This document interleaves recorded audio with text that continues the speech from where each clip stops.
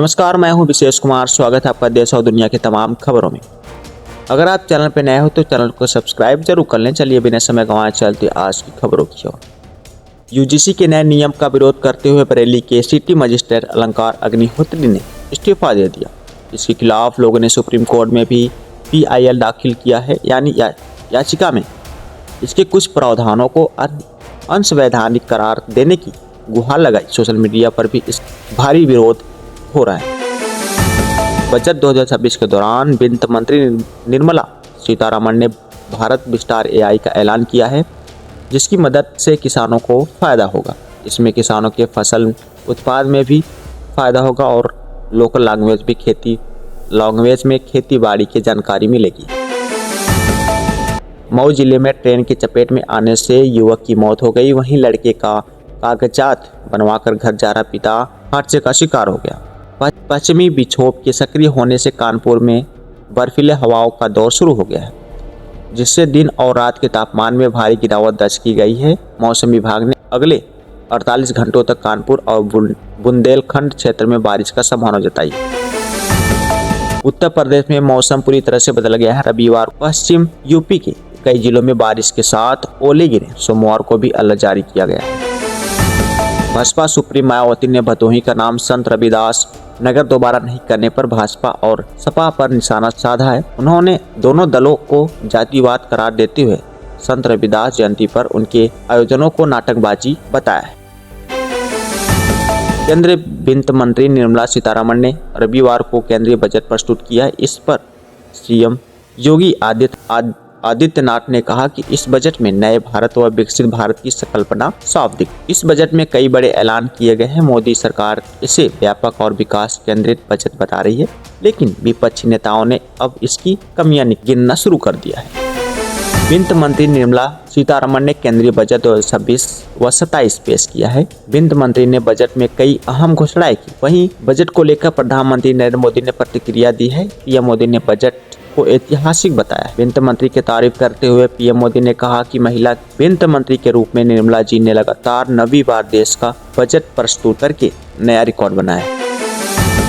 ऐसे वक्त में जब भाजपा 5 राज्यों में विधानसभा चुनाव लड़ने की तैयारी कर रही है, साथ ही UGC के समेत विनियम 2026 को लेकर स्पष्ट रूप से उभर रहे उच्च जाति आक्रोश से जूझ रही है, लेकिन उसके बावजूद केंद्रीय बजट में कोई स्पष्ट राजनीतिक संदेश नहीं दिखाई दिया है। T20 वर्ल्ड कप 2026 को लेकर रविवार शाम एक बड़ी खबर सामने आई है। पाकिस्तान की सरकार की तरफ से विश्व कप में हिस्सा लेने की बात कही गई, लेकिन भारत के खिलाफ पाकिस्तान खेलने से मना कर दिया। मुख्यमंत्री सुखविंदर सिंह सुक्खू ने 2026 व 27 के केंद्रीय बजट को आम लोगों, मध्यम वर्ग और पहाड़ी राज्यों के प्रति उदासीन बताया। उन्होंने कहा कि आयकर राहत न मिलने और राजस्व घाटा अनुदान बंद होने से हिमाचल प्रदेश के लोग निराश हैं।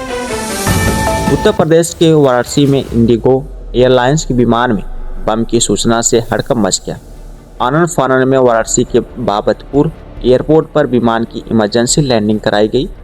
इसके बाद विमान की सघन तलाशी ली गई, लेकिन कुछ भी नहीं मिला।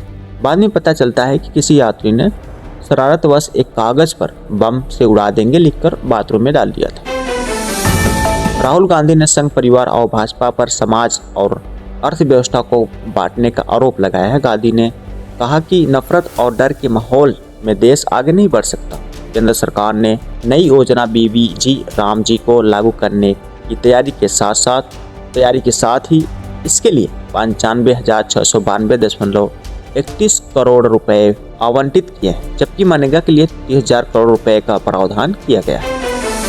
केंद्रीय बजट 2026 पर JDU के राष्ट्रीय कार्यकारी अध्यक्ष संजय कुमार झा ने कहा कि यह बहुत अच्छा बजट है। मुझे लगता है कि किसानों, युवाओं और MSMEs को लेकर जो कहा गया है वो 2047 तक भारत का विकास का ग्रोथ इंजन बनेगा।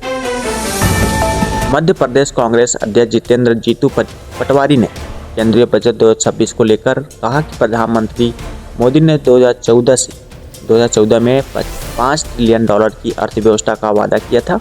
कृषि को लेकर उनके जो भाषण थे, इस बार उनके विपरीत बजट आए। केंद्रीय बजट 140 करोड़ भारतीयों की आकांक्षाओं को दिखता है, यह सुधारों की यात्रा को मजबूत करता है और विकसित भारत के लिए एक सॉफ्ट रोड मैप तैयार करता है। पीएम नरेंद्र मोदी ने कहा कि यह एक ऐसा अनोखा बजट है जो फिस्कल डिफिसिट को कम करने, महंगाई को कंट्रोल में लाने पर फोकस करता है और इसके साथ ही इस बजट में हाई कैपेक्स और हाई ग्रोथ का कॉम्बिनेशन भी है। केंद्रीय बजट के दिन सोना चांदी की कीमतों में भारी गिरावट देखने को मिली है। सोना 7600 रुपए तक सस्ता हो गया, वहीं चांदी में 26,000 रुपए तक की गिरावट आई है। मौसम विभाग ने दिल्ली एनसीआर में समेत कई राज्यों में बारिश और बर्फबारी का अलर्ट जारी किया है। राजधानी और आसपास के इलाकों में आज बूंदाबांदी का संभावना जताई गई है। पंजाब, हरियाणा और चंडीगढ़ में भी मौसम बदलने वाला है, वहीं पहाड़ों पर बर्फबारी जारी रह सकती है। तो ये थी आज सुबह की ताज़ा खबरें। तो अगर आप चैनल पर नए हो तो चैनल को सब्सक्राइब जरूर कर लें, क्योंकि यहाँ आपको देश और दुनिया की खबरें सबसे पहले देखने को मिलेगी। तो मिलते हैं अगली खबर में।